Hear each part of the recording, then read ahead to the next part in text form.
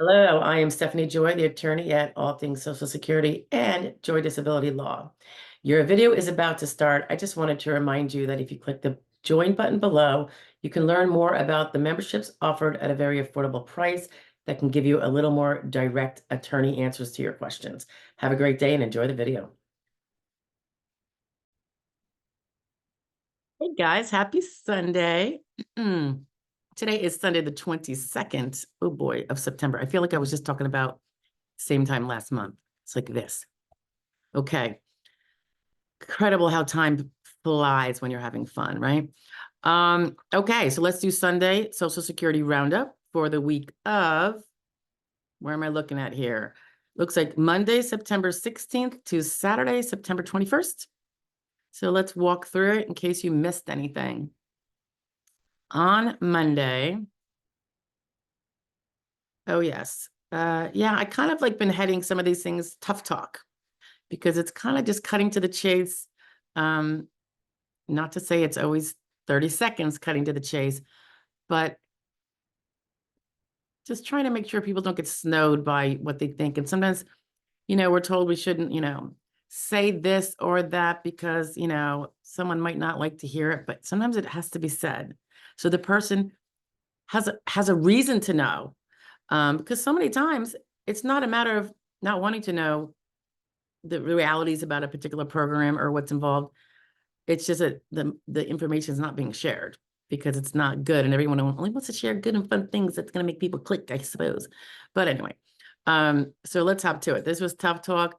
What younger mental health impairment claimants need to know, and it is kind of like the tough talk on how difficult that can be and what you need to do or have to show that you actually meet the criteria for disabled under the Social Security program. It's not easy, but it can be done if the criteria is met, and it is for many people. And then some people are not as impaired, and the expectation is based on the medical evidence that they could do some sort of simple, easy job full-time. Nothing complicated, nothing stressful, certainly low end, minimum wage perhaps, but that means you don't win your case. So we go into a little bit about that. On Tuesday, the 17th, yeah, this was a true or false. And is it true or false? Age does not affect a mental health case or application of the grids. True or false? That's what we went over in that. Another tough talk. This was on, I guess, Wednesday, the 18th. This was the rude awakening you will have if you misconstrue what Social Security disability and SSI will do for you. Don't mix them up. And both of them have their pros and their cons. And it's best to know about them so your expectations are realistic. It's not a unicorn. It's not a unicorn with rainbows, okay? It is very important programs that are a bit of a safety net, but that's all they are. So don't be expecting more than what they are supposed to be giving you, or else you're going to be very disappointed. They're very necessary, but they are not utopia. Okay. On the 18th, this wasn't out on subscription because I didn't want to be so rude. But I did have Lennox, my little cockatiel, in the office.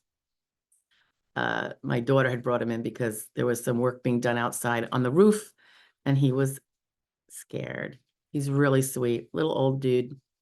Okay, the 19th, what day of the week would that be? Thursday? This was like kind of a must know. If your consultative examiner says you may not be able to manage the benefits yourself, what that means, what you might be able to do about it if you don't like that. And if you don't like what the result might be, it might be time to get your ducks in a row on that before it actually gets implemented. So take a listen if that's something that might affect you or your case if you're pending, or really if your case is already over and you do have a representative payee and you don't think you need one.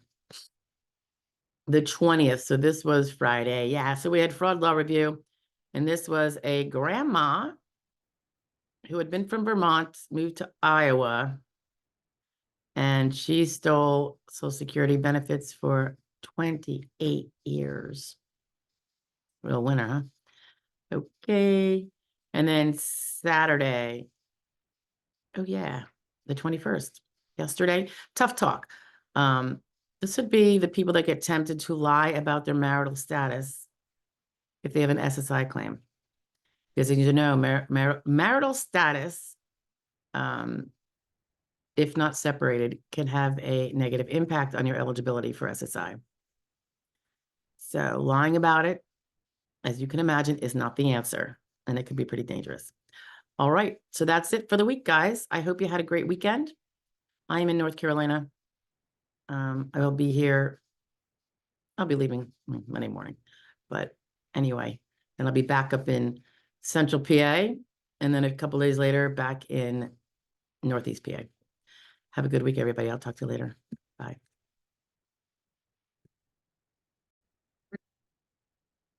So you just listened to the week's roundup of all 7 days right behind us and what those video tips were.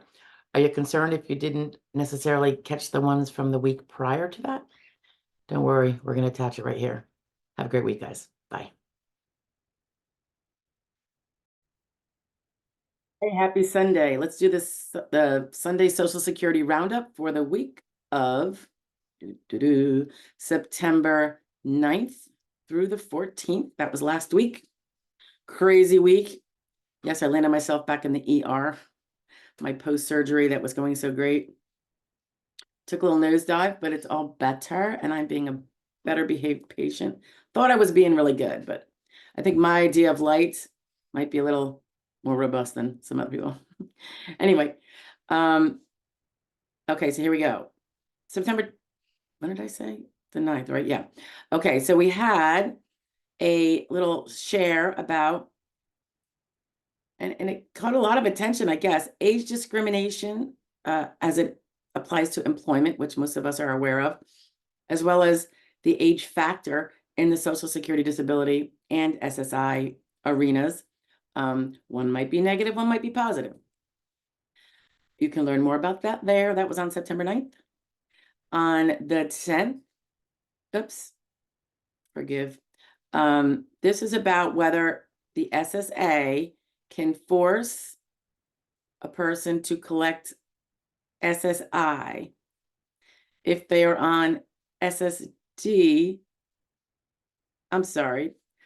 If they're on SSI and running into the age of 62, can they be forced to take their retirement SSR but early? Okay. And that's if they weren't on SSD, of course. And we go into that a little bit, the whys and, you know, what can happen and when, and maybe a possible option if that's what someone doesn't want to do. I think there's an option. I just have never tried it in practice because I don't fit that mold yet. And hopefully I won't.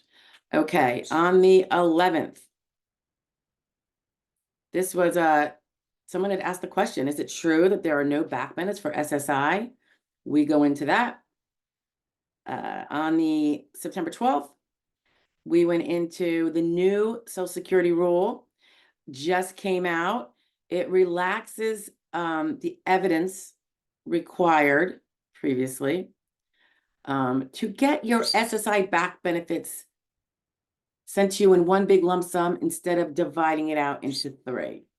There is a reason why they divide it out into 3, but there are exceptions. There have always been exceptions, and we've used them.